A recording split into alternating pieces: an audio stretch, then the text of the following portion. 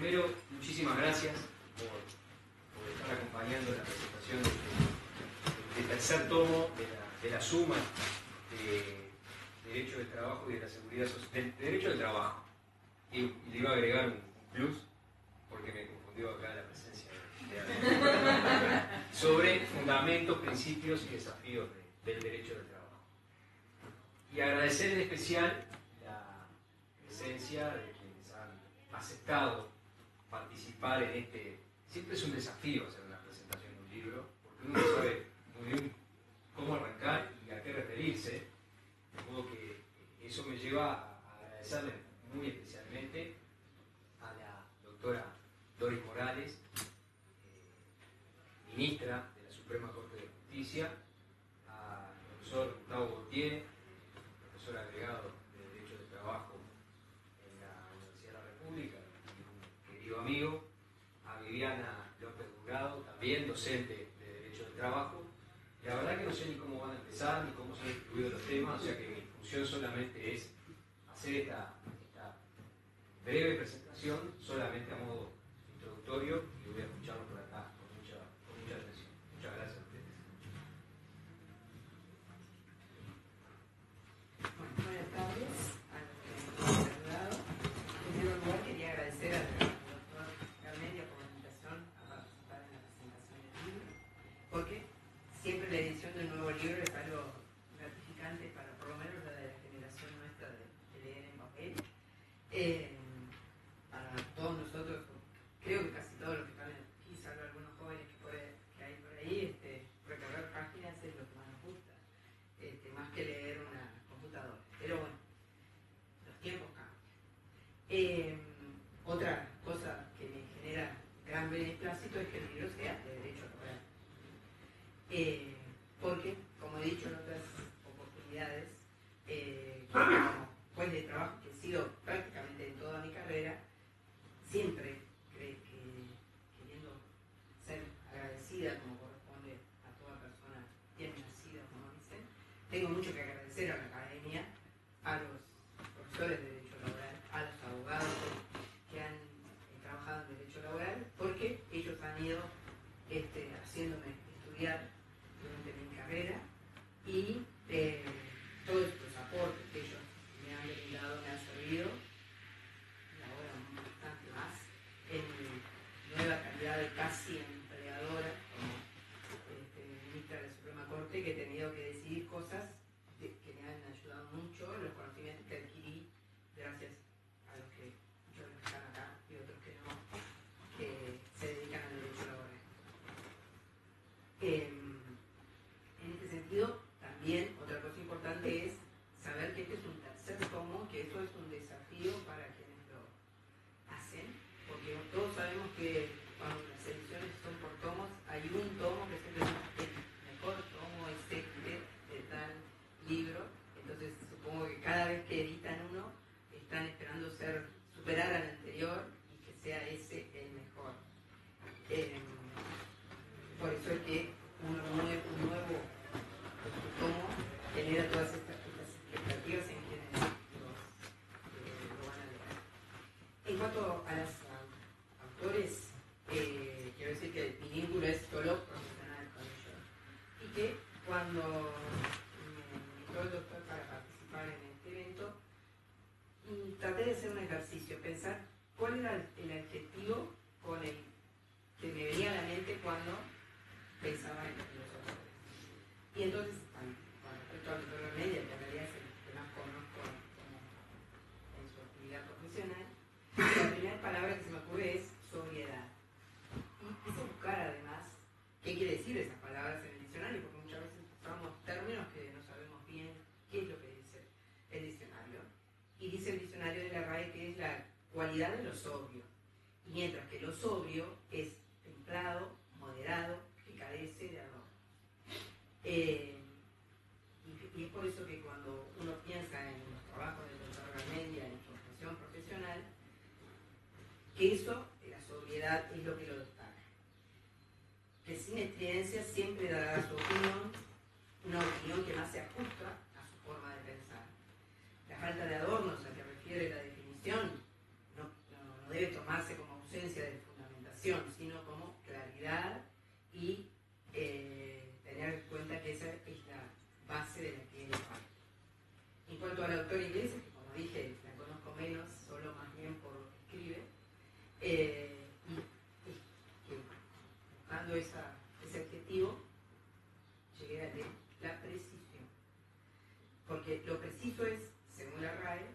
lo perceptible de manera clara y nítida, mientras que dicho de una persona, preciso refiere a una persona que actúa con acierto y destreza, a la vez que dicho de una cosa, por su expresión, es concisa y rigurosa. Y eso es lo que, a lo que me convoca cuando pienso en la doctora y en lo que ha escrito y he leído de ella. Sin duda, en un caso, esto quiere decir que coincida con lo que opinan o los doctores, sí, pero sí que esos son los adjetivos que yo usaría para definir. Y entonces, teniendo en cuenta que esas son las características de los doctores, para arribar a leer este nuevo tomo, pienso que va a ser sobrio y preciso. Leyendo el prólogo, nos encontramos que la finalidad fundamental de este tomo es aportar una mirada que combina perspectiva normativa con una comprensión crítica de los procesos que explican el surgimiento y la evolución histórica del derecho del trabajo. A través de los diferentes aportes que hay en el libro, se apunta a identificar los principios, bases conceptuales, fundamentos constitucionales e internacionales de esta rama del derecho y también los desafíos del mundo del trabajo.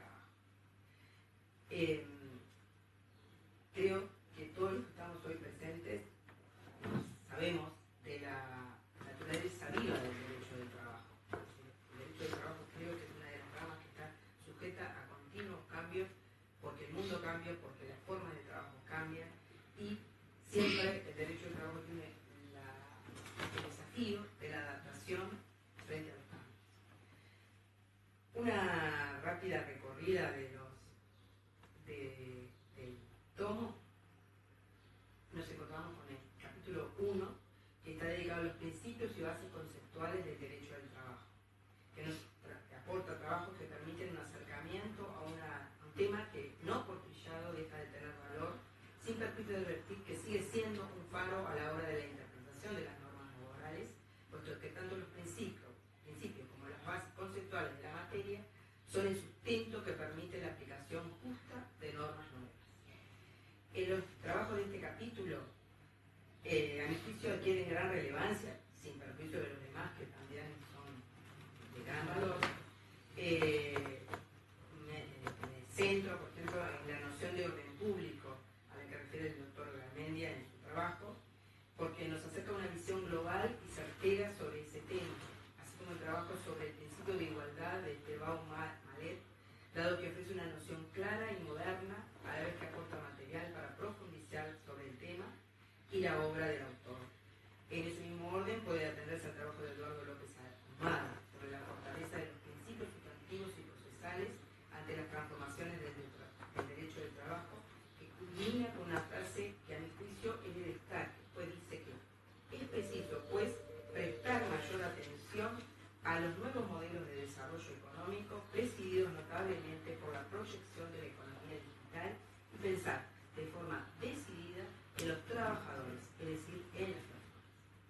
Mientras que en el caso del trabajo de Patricia Prieto Padrín, sobre la dimensión del principio indubio propietario del siglo XXI, nos lleva a la reflexión sobre un aspecto tan caro a la materia laboral, lo mismo que sucede con el trabajo sobre el principio de buena fe, el derecho al trabajo aportado por la doctora Iglesias, desde donde se aboga sobre su aplicación en sintonía laboral, a la vez que el trabajo sobre la primacía de la realidad del doctor Gautier nos aporta resumen sobre el tema desde el punto de vista del objeto del proceso laboral. No por no haberlo citado, descarto el resto de los trabajos que son muy importantes, pero apunto a esos que me parecieron significativos. Sin duda, los capítulos 2 y 4 son de necesaria lectura en la medida que, en el primer caso, nos aportan visiones modernas sobre el contexto internacional, que sin duda se transforma en aportes a la hora de analizar ya sea el conflicto como la aplicación de una norma laboral específica. Mientras que el capítulo 4 nos aporta conceptos que no por sabidos pueden dejarse de tener en cuenta, como es la evolución histórica de los derechos sociales dentro de las constituciones, partiendo de la base de la Constitución de Querétaro y su influencia sobre nuestras constituciones. A su vez, el capítulo 3 nos acerca trabajo sobre la coyuntura actual y su influencia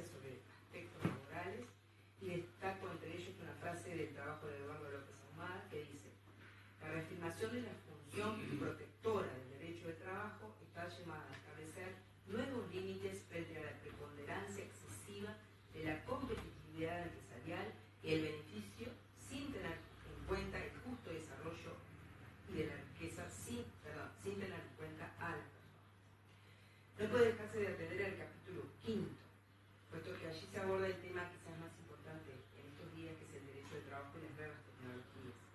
Puesto que se advierte aquí el gran caudal que nos ofrece esta rama del derecho, en la medida que nunca es ajena a la realidad, que invariablemente a través del tiempo ha aportado cambios que redundan sobre la forma de trabajo, el relacionamiento entre empleador y trabajador, y muchos aspectos más que nos convoca a pensar en aquella expresión que utilizaba el doctor Pla Rodríguez en el tomo 1 de su trabajo, que refería al derecho nuevo.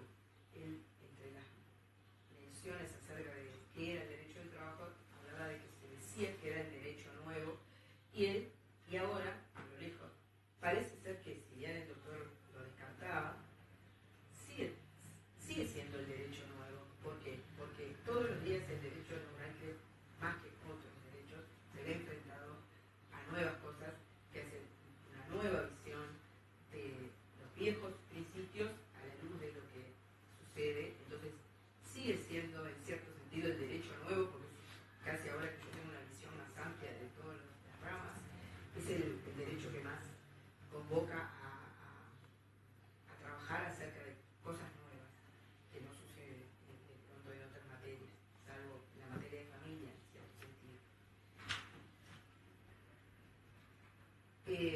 Dentro del capítulo, este capítulo al que me estaba refiriendo, referido a las tecnologías, me llamó la atención el título del, quiero citarlo porque me parece muy certero, el título del trabajo de María Cecilia Máximo y Mayra Araujo.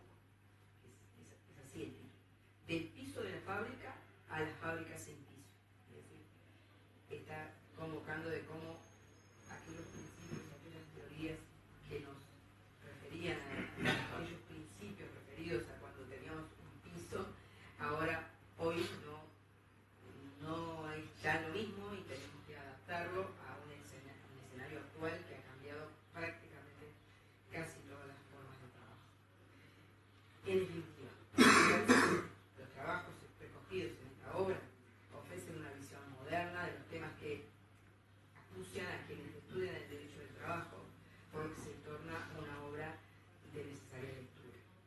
Como dije, el hecho de que sea una obra por tomos hace que cada tomo renueve las expectativas respecto a su contenido, más allá de que estos contenidos ya han sido publicados de pronto en otros trabajos, pero hacen que tengamos en un solo tomo los temas que fui reseñando en los diferentes capítulos, que nos permiten ir a buscar algunas visiones nuevas o algunas visiones que nos acercan a conocimientos que creíamos tener, pero que siempre es bueno volver sobre ellos, como es la Constitución de Querétaro.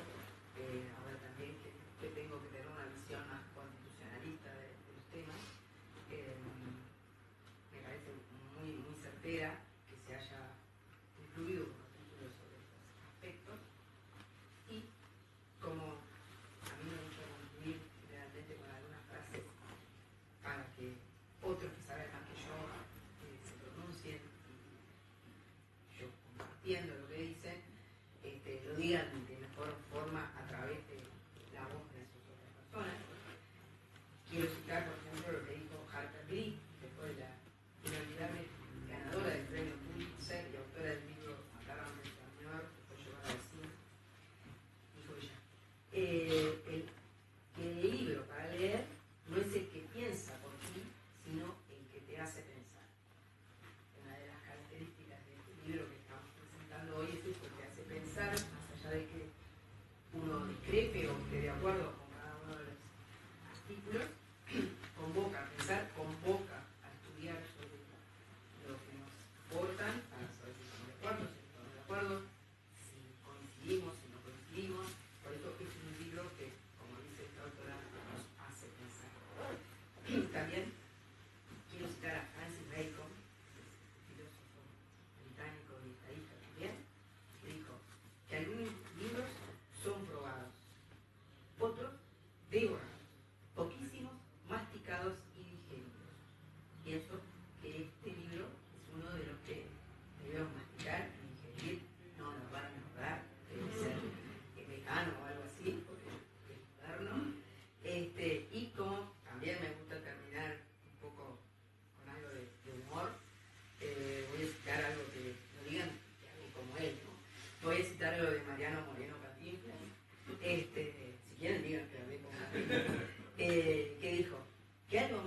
tener el trabajo, o los ricos ya lo habrían acaparado. Como que era más no acaparado todavía.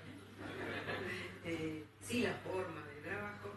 Entonces quería culminar con eso y convocar a leer el nuevo tomo, que continúa los anteriores y creo que sigue dejando la vara muy alta para nuevos tomos y los que lo lean van a estar esperando. Gracias por la invitación, gracias por haberme dado la oportunidad de leer unas caras que sean mucho tiempo de novela y bueno, felicitaciones a los autores y a los que escribieron los trabajos que están en el tomo. Muchas gracias.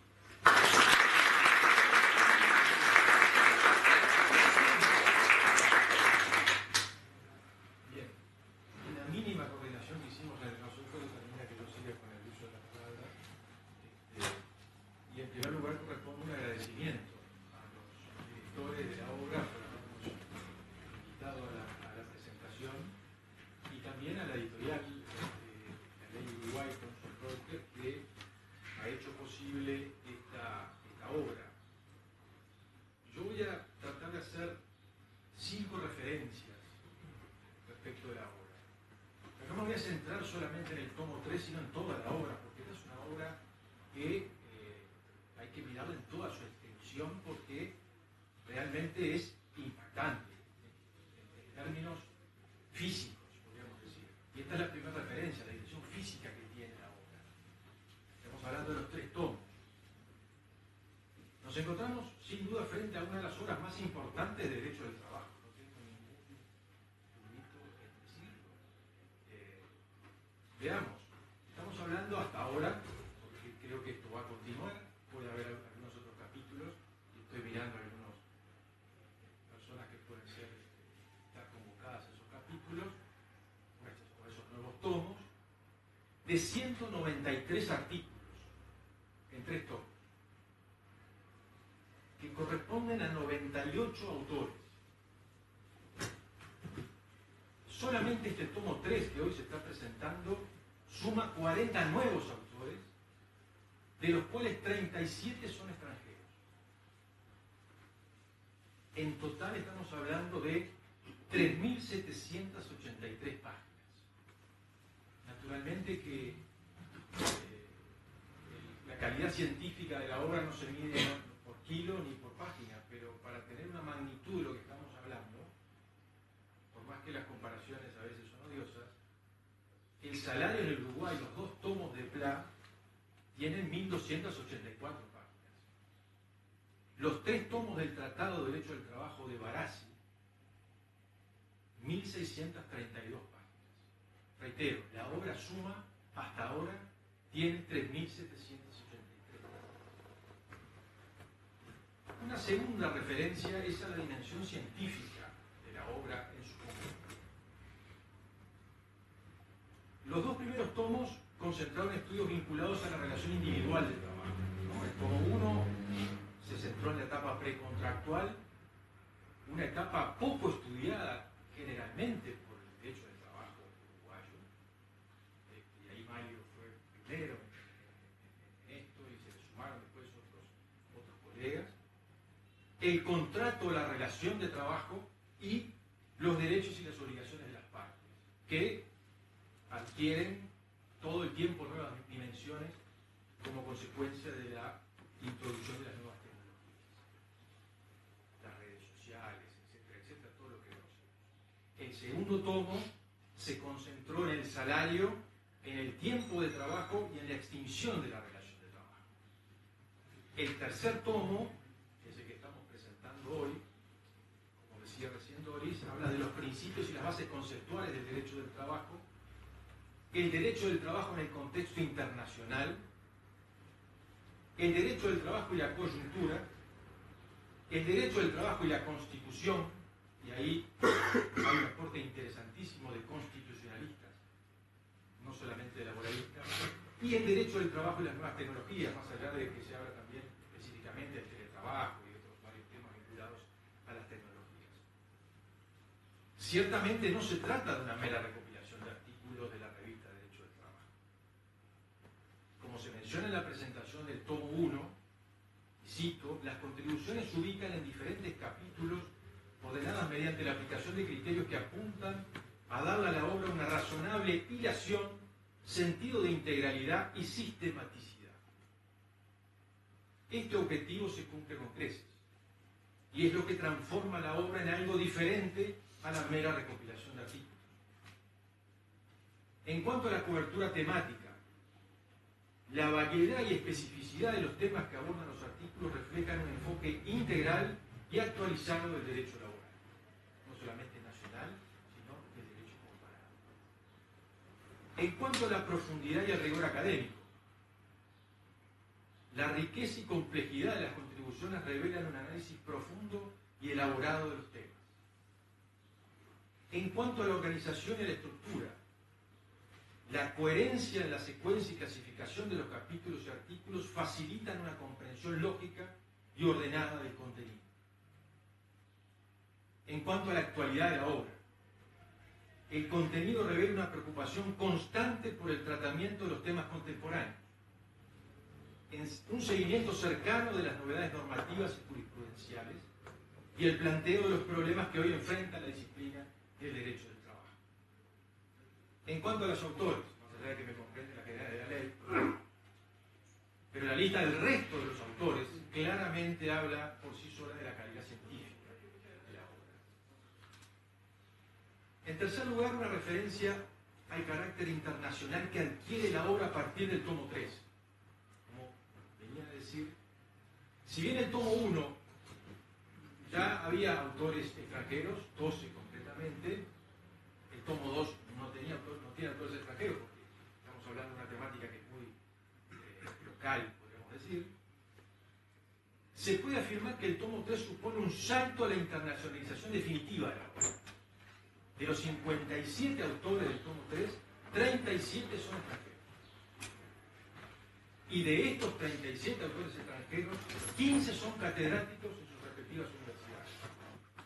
No puedo ver, pero estamos hablando de una magnitud importantísima. Y creo que en el futuro esto va a seguir por esta línea, y esto habla también del prestigio que la obra, no solamente de la suma, sino de donde abreva la suma que es la RIF, Derecho del Trabajo, está teniendo hoy en el extranjero, ¿no? Hoy los autores extranjeros tienen interés en publicar sus artículos en estas obras.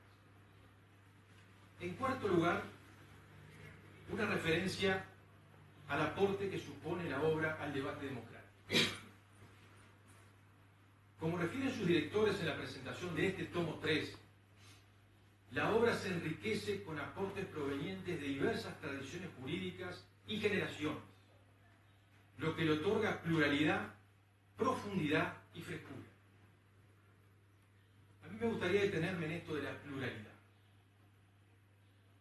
Este valor tan caro y distintivo del laboralismo uruguayo, que fue uno de los legados más importantes, en mi opinión, de nuestros maestros, Barbagelata y Pla Rodríguez, esta obra honra con creces este legado.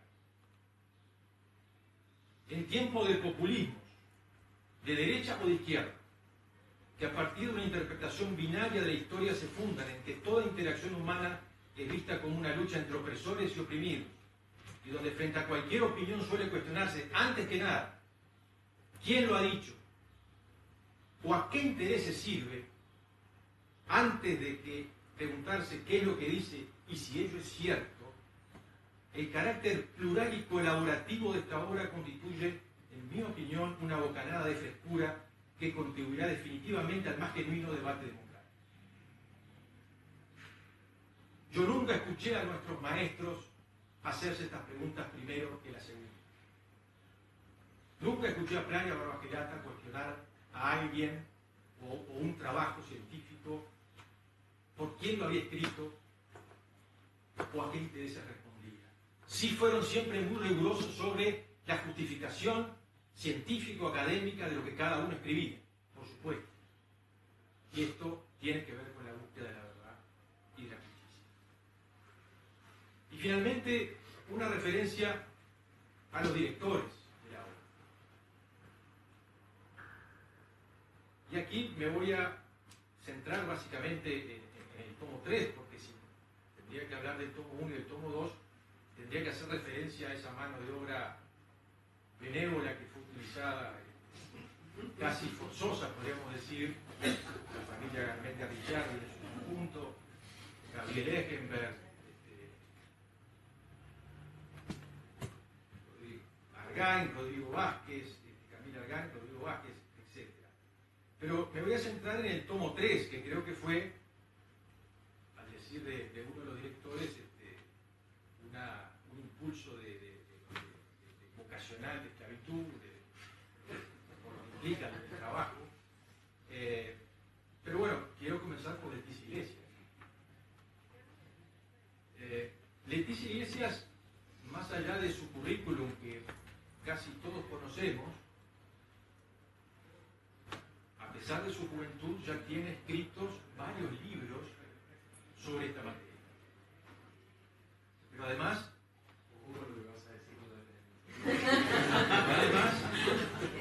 es coordinadora de la carrera de Relaciones Laborales y es profesora adscrita al Derecho del Trabajo.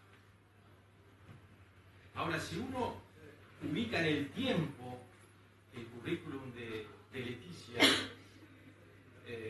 está muy vinculado a la revista Derecho del Trabajo y últimamente a la Suma de Derecho del Trabajo. Porque si algo destaca Leticia es esa capacidad de trabajo que es realmente envidiable. Porque en un lapso de 10 o 13 años fue magíster en Derecho del Trabajo, fue profesora adscrita de Derecho del Trabajo, se publicó todo esto, y no sé cuántos artículos habrá publicado, pero además lo más importante fue madre. Y todo eso lo hizo en ese lapso increíblemente corto de tiempo, cosa que es para aplaudir. Y fue directora, obviamente, de Suma desde el inicio, desde el tomo 1, tomo 2 y ahora del tomo 3. Y para terminar, bueno, tengo que referirme a Mario Garmendia Ribón. No es fácil esta referencia porque indefectiblemente va a estar teñida por el subjetivismo. A Mario lo conozco exactamente hace 40 años, ¿no? Cuando ingresamos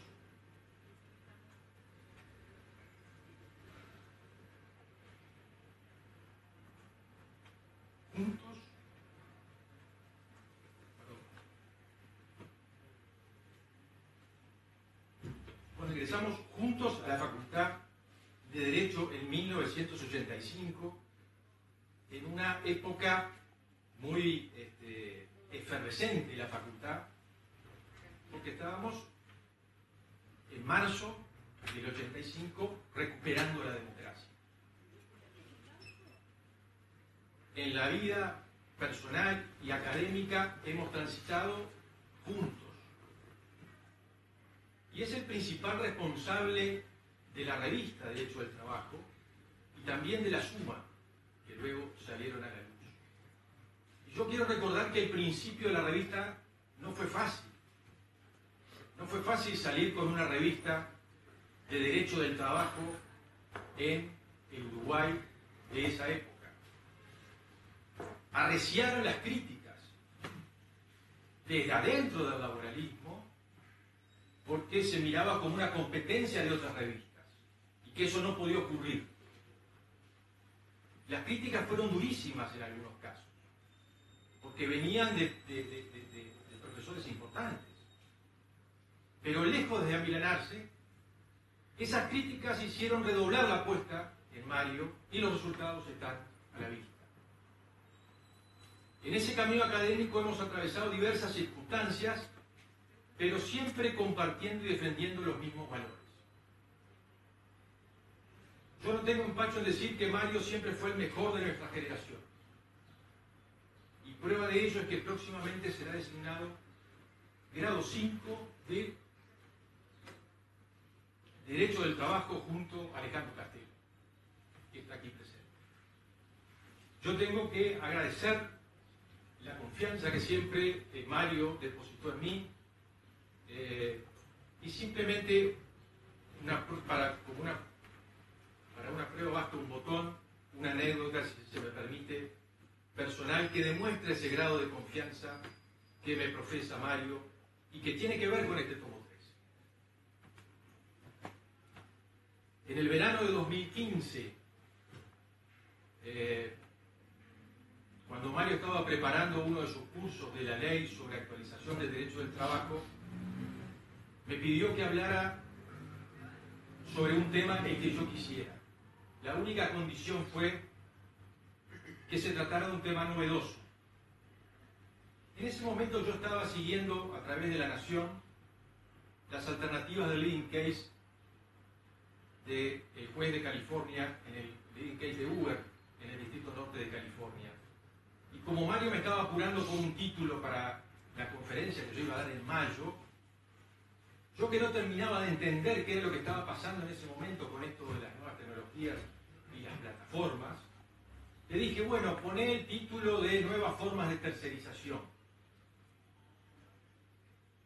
Claro, cuando me pongo a estudiar realmente el tema me doy cuenta que habíamos dado un paso más en la historia y que habíamos dejado atrás la tercerización y que la atomización del mercado iba por otro camino o estábamos en otra dimensión. Esto no fue obstáculo para que Mario me dijera, no te preocupes, que el título se acomoda, lo importante es lo que vayas a decir. Y eso terminó en una conferencia en mayo que luego se recoge en un artículo a fines de 2015 en la revista Derecho del Trabajo y que en el tomo 3 de La Suma aparece recogido el artículo. Para terminar, me parece importante hacerlo con las palabras de los directores de la obra, porque refleja mucho mejor de lo que yo podría decir el espíritu que inspira este tomo 3, y en general me parece la obra en su totalidad. Dicen los directores, este volumen no pretende clausurar ninguna discusión, sino más bien abrir nuevas puertas para la investigación, la docencia, la práctica profesional y sobre todo para la reafirmación del derecho del trabajo como instrumento de justicia social. Muchas gracias.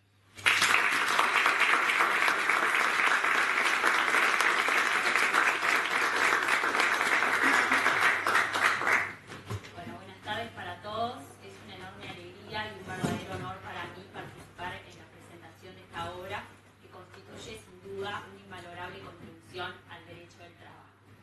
Esta obra reúne las bases conceptuales, normativas e históricas que conforman el derecho del trabajo como una rama autónoma y lo hace con una amplitud y una coherencia poco frecuentes. Me propuse abordar la obra desde los siguientes 3 ejes. Primero, refiriéndome a la visión de los directores, en segundo lugar a la estructura de la obra y finalmente a los autores de los trabajos académicos que surgen del libro.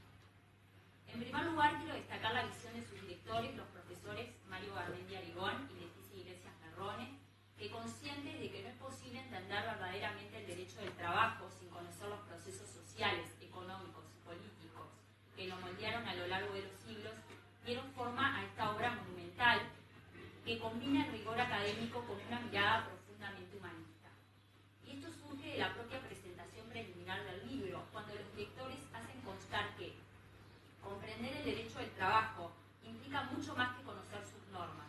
Supone reconocer que se trata de una construcción jurídica configurada históricamente a partir de valores fundamentales, como la dignidad humana, la justicia social y la protección del trabajador.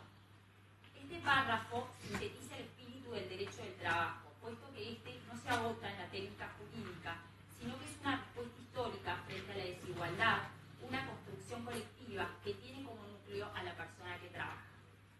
Los directores nos invitan a ver el sistema de relaciones laborales como un todo dinámico, un entramado en el que los principios, los fundamentos históricos y las transformaciones del mundo de trabajo dialogan constantemente.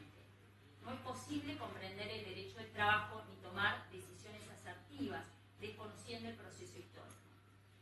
En segundo lugar, y en cuanto a la estructura de la obra está organizada en 5 capítulos que, siguiendo una secuencia histórico-evolutiva, sumergen al lector en un viaje por la evolución del pensamiento y un laboralista.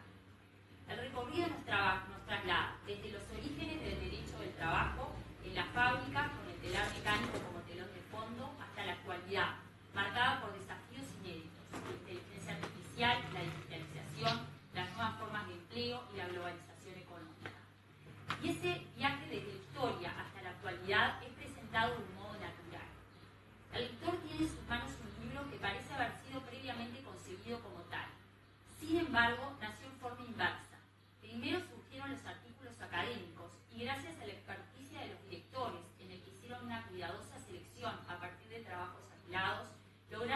unidad coherente y lógica que esta obra que hoy estamos presentando.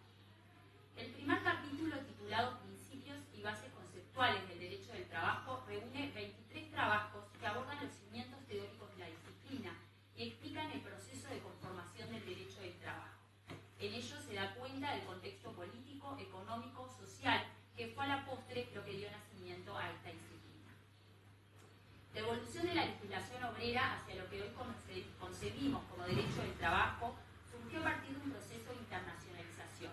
Recogiendo esto, la obra continúa con el segundo capítulo titulado Derecho del Trabajo en el contexto internacional y se integra con 5 trabajos académicos.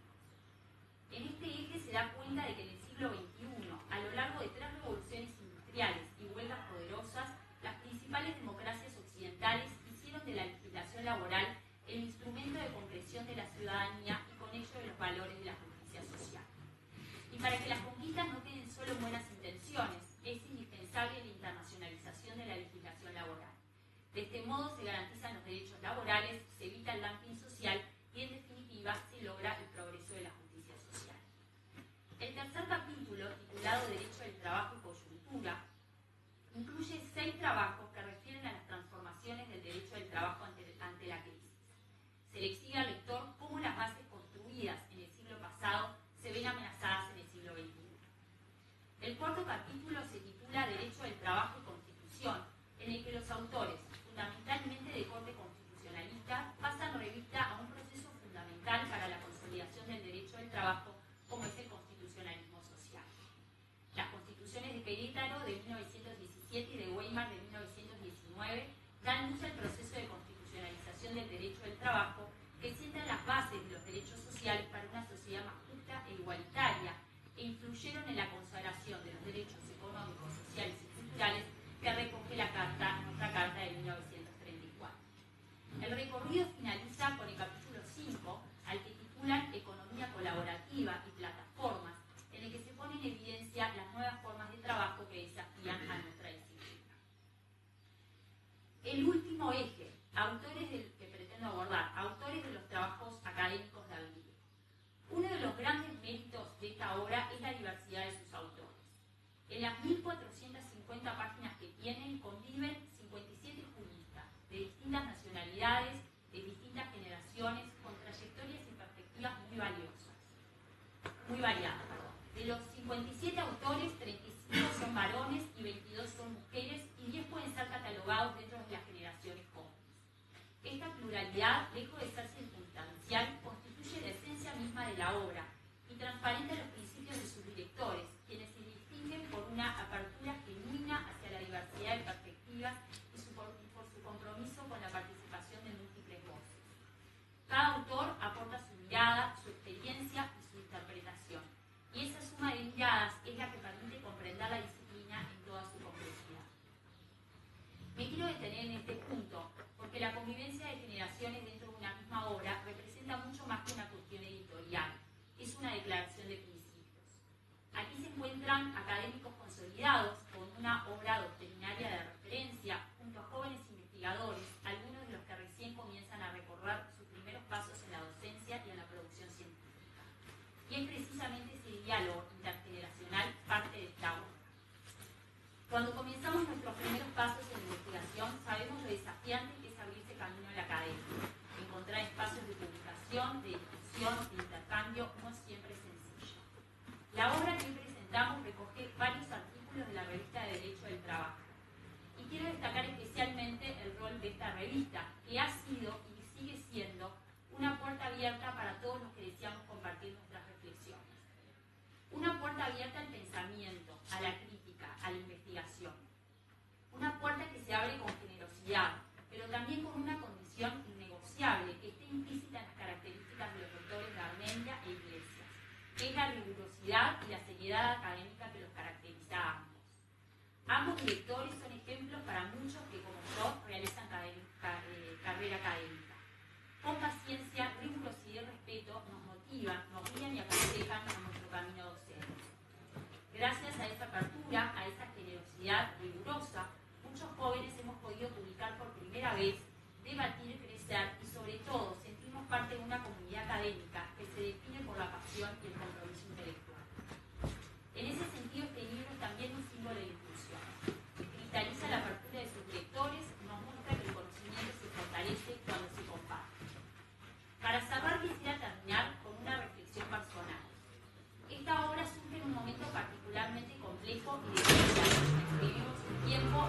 trabajo está cambiando de manera acelerada.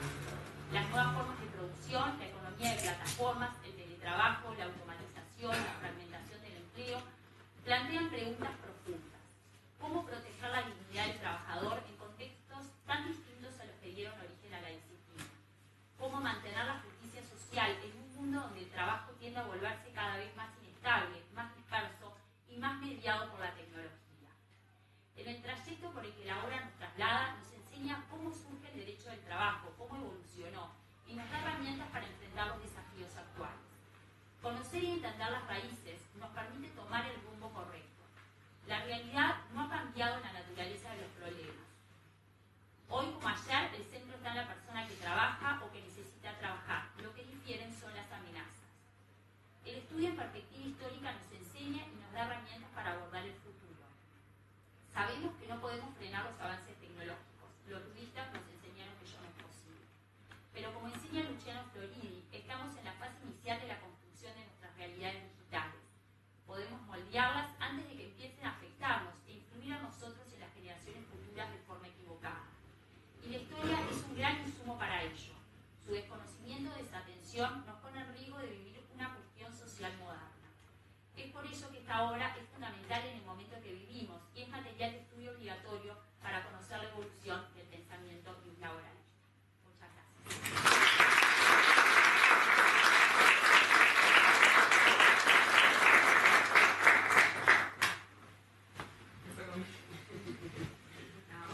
Bueno, muchas gracias, especialmente a ustedes tres, que realmente nos quedamos sin palabras todos por la calidad de los tres hacia nosotros, hacia la obra en sí, por la disponibilidad para acompañarnos, a todos los que nos están acompañando presencialmente aquí, y en realidad agradecerles que no estén todos aquí, pero les llegará el mensaje a cada uno de los autores, porque en realidad la suma, en realidad es la suma, valga la redundancia, del aporte de muchos que, como los tres destacaron, tienen distintos perfiles. Me quedo mucho con lo que señalaba al final Viviana, de esa convivencia generacional, de enfoque también que decía Gustavo, que es un poco el corazón de la suma y a donde queremos seguir caminando, y bueno, y que en realidad el que tiene que cerrar es el director de la revista, que es Mario. Así que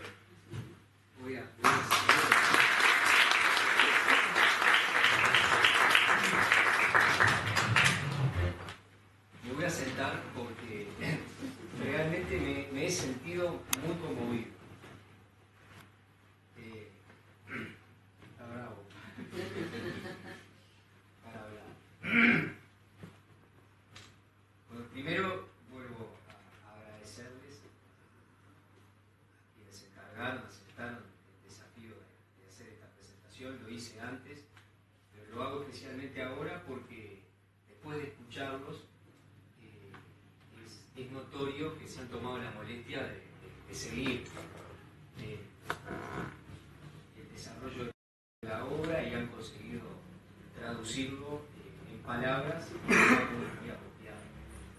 En ese punto yo lo que quisiera destacar especialmente es que esta es una obra, tanto el tomo 3 que estamos presentando como los dos anteriores, que ha sido el resultado de una construcción hollywoodiana. Es decir, la revista que fue fundada, ya tenemos al responsable original de que esta revista naciera a la luz, al profesor Andrés Mariño. Creo que las primeras conversaciones que tuvimos fueron en el año 2012, o sea que ya estamos celebrando. El primer número salió a fines del 13,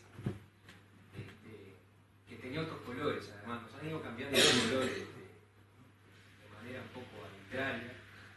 El primero era azul y amarillo, parecía la imagen y semejanza de una publicación similar a Argentina. Después conseguimos cambiar los colores, pero bueno, Andrés, al que estoy allá viendo, primero le quiero agradecer por aquella iniciativa y sobre todo por haber sostenido en el tiempo esta publicación, de la que al final, como se decía en las presentaciones, es de donde se nutre esta consolidación, podríamos decir si fuéramos brasileños, consolidación de trabajos que han sido simplemente ordenados por los directores para tratar de darle una línea más o menos coherente que se pueda desarrollar su lectura con alguna comodidad y con algún sentido razonable.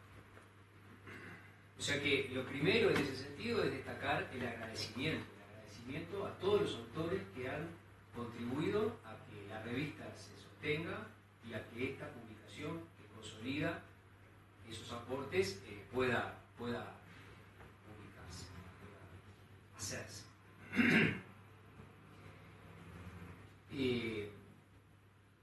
En segundo lugar, bueno, quiero empezar por Viviana, que hizo una presentación extremadamente precisa, que es una de las expresiones que eligió la doctora Doris Morales para caracterizar a Leticia, pero yo también la aprovecho para referirme a esa.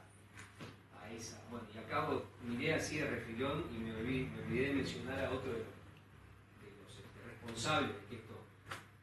Después vuelvo, lo veo allá, Carlos Califa, que también es una especie de coautor de la revista, porque es el encargado de recibir nuestros trabajos y pelearse un poco con nosotros. A veces en realidad no se pelea con nosotros, de nuestro lado, para que la publicación cada 3 meses pueda salir a luz. Así que Carlos, muchísimas gracias por todo eso y por estar aquí. Pero decía la precisión de la presentación de Viviana,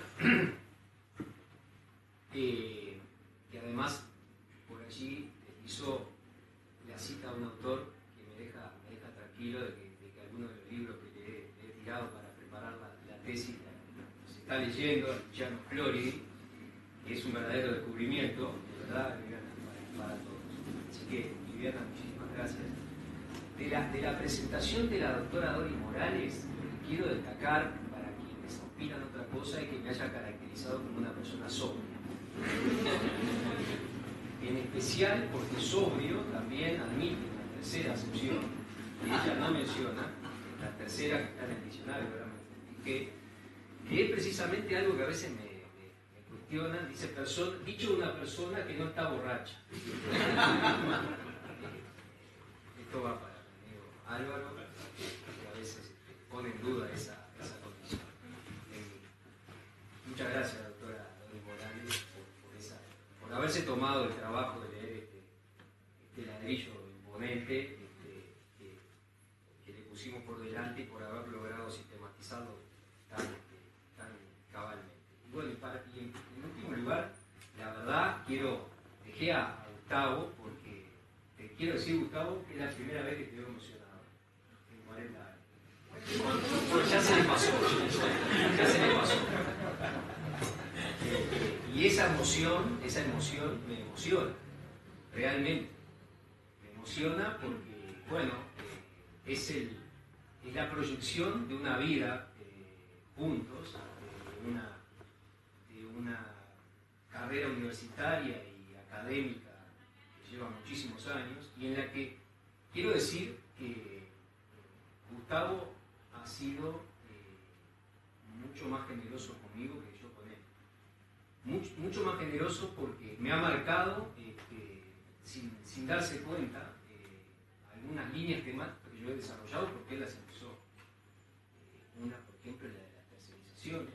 Gustavo fue, en ese sentido, uno de los primeros que se empezó a preocupar con el tema, y después te robé también el tema del teletrabajo. O sea, es una especie de disparador de ideas, y yo las he seguido, y en ese sentido reconozco la generosidad. Y también generosidad, Gustavo, porque en la vida, me ha distinguido también con el padrinazgo de su hija más grande. Ahora él es abuelo y yo soy como una especie de abuelo postizo. Lo que refleja el cariño que nos tenemos, y la razón, de alguna forma, que explica o que me explica, si es que tiene alguna explicación razonable de afecto, que lo haya visto hoy incapaz de sostener la palabra sin sin emocionarse. Bueno, y a todos los que están aquí, porque yo acá miro y veo a mi familia, veo a mi señora, veo a dos de mis hijos, la tercera no vino porque está estudiando. Tiene un par de parciales que tiene que atender, y bueno, está bien. Veo profesores míos, allá veo a Daniel Rivas, que siempre lo recuerdo con mucho cariño, veo muchos amigos, bueno, veo a nuestro rector de la Universidad CLAE, vemos también hasta representantes de la Facultad de Medicina. Me decían que Guido Berro tuvo un percance que no le permitió venir. Veo muchos amigos de la vida, veo magistrados, sobre todo amigos. Y en definitiva eso me lleva a decir algo que ya lo dije cuando presentamos los dos primeros tomos, es que la forma en que concebimos la realización de la actividad académica pasa por encontrar en ella un motivo de satisfacción, y en eso compartimos con Leticia. Nosotros hacemos esto para sentirnos bien, no para mortificarnos, no para tener situaciones incómodas. A veces se dan, pero siempre tratamos de sortearlas en un sentido de apertura, de pluralidad, de tolerancia y de búsqueda de hacer las cosas mejor, que en definitiva es el norte que nos debe guiar en esta actividad.